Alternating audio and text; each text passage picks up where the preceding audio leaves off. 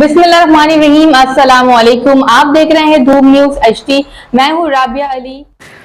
जाम शोरों से खबर शाम करते हैं हमारी डिस्ट्रिक्ट रिपोर्टर हैदर अली मुगल। पाकिस्तान का दूसरा बड़ा सनअती जोन साइट एरिया कोटरी जाम शोरों तबाही के दहाने पर PTI के जनरल सेक्रेटरी सिंध जावेद खटक ने धूम न्यूज़ से गुफ्तगू करते हुए बताया कि सिंध का दूसरा बड़ा इंडस्ट्रियल जोन एरिया कोटरी जिला जाम शोरों में मिल्स मालकान से भत्ते वसूली कोई नोटिस नहीं लिया जा रहा है। इदारों की तरफ से कोई कार्रवाई नहीं हो रही है। इस वजह से 80% मिल्स बंद हो गई हैं। लाखों की तादाद में मुकामी लोग बेरोजगार हो गए हैं। बिस्मिल्लाहिर्रहमानिर्रहीम। अस्सलाम वालेकुम मेरे पाकिस्तानियों। आज मैं जहां पर खड़ा हूं ये सिंध का दूसरा बड़ा इंडस्ट्रियल एरिया कोटरी ज़िला जामशोरो, और मैं आपको बताता चलूं कि यहाँ पर 80% जो मिलें हैं, जो फैक्ट्रियाँ हैं, वो बंद होकर कोई बांग्लादेश चला गया तो कोई किसी और मुल्क चला गया। उसकी वजह क्या है और यहाँ पर क्यों लोग फैक्ट्रियाँ बंद करके जाते हैं, उस हवाले से मैं आपसे बात करूँगा। 1992 और 93 में ये जो रोड आप देख रहे हैं, ये वाला रोड, ये यहाँ पर जो है ना इतनी ज़्यादा ट्रैफिक होती थी क्योंकि सारी फैक्ट्रियाँ, सारे इंडस्ट्रियल एरिया खुली हुई थे और यहाँ पर लाखों की तादाद में मज़दूर काम करते थे, वर्क करते थे और बड़ा खुशहाल एरिया था। कारोबारी लोगों को तंग किया जा रहा है और यहाँ से जो है ना फैक्ट्रियाँ छोड़ के दूसरे मुल्क जा रहे हैं।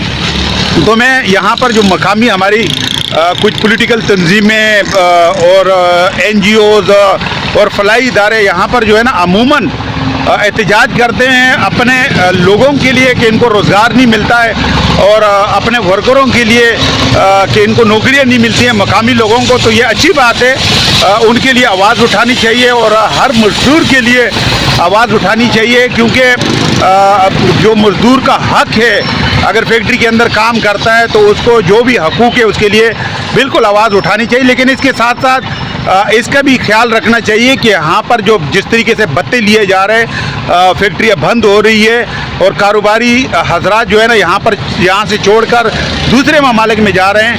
मसले मसाइल यहाँ पर मकामी लोगों के लिए जो बेरोज़गार हो रहे हैं, इस तरीके से भत्ते बढ़ रहे हैं यहाँ पर और भत्ते वसूल किया जा रहे हैं। तो यहाँ पर पीछे एक दीवान था हिंदू बरादरी से, उसका ताल्लुक़ है। ज़राए के मुताबिक मुझे बताया गया कि वहाँ पर जब प्लाट पे काम हो रहा था तो उसके बीच में कब्र बना दी गई, जो चारदीवारी बन रही थी।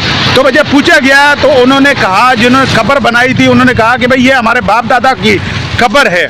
फिर करते करते जो है ना उन्होंने डिमांड की है कोई 80 लाख रुपए की, और मेरे ख्याल से कोई लाखों रुपए में, कोई 30-40 लाख रुपए में बात फाइनल होगी और तीसरे दिन वो कब्र मौजूद नहीं थी। तो ज़हरी बात है, अगर वो कोई कार्रवाई करता तो फिर इधर हज़ारों की तादाद में लोग खड़े हो जाते हैं कि भाई जो है ना यहाँ पर जो है ना कोई बुज़ुर्ग थे और कोई गैर मज़हब जो है ना उसको उन्होंने बड़ा गलत किया, तो ये बातें उठ जाती। तो उस बेचारे ने मजबूरन जो है ना 30 से 40 लाख रुपए का भत्ता दिया है। तो ये सूरत हाल है। अब भत्ता लेने वाले कौन है यहाँ पर जो है ना, मतलब जो बड़े बड़े हमारे पॉलिटिकल लोग हैं वो मतलब उनकी शटर लेते हैं और वो कहते हैं कि भाई हम, कोई कहता है मैं एक का बंदा हूँ, कोई कहता है दूसरे बंगले का बंदा हूँ। तो इस तरीके से जो है ना मतलब वो भत्ते वसूल किए जाते हैं यहाँ पर जो है ना इंडस्ट्रियल एरिया से। नुकसान किसका है?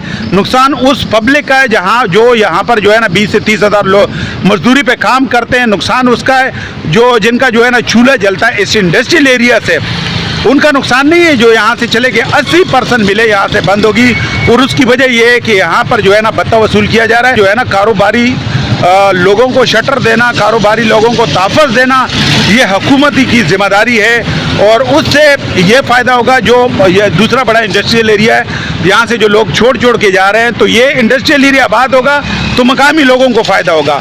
बहुत बहुत शुक्रिया जी। अस्सलाम वालेकुम।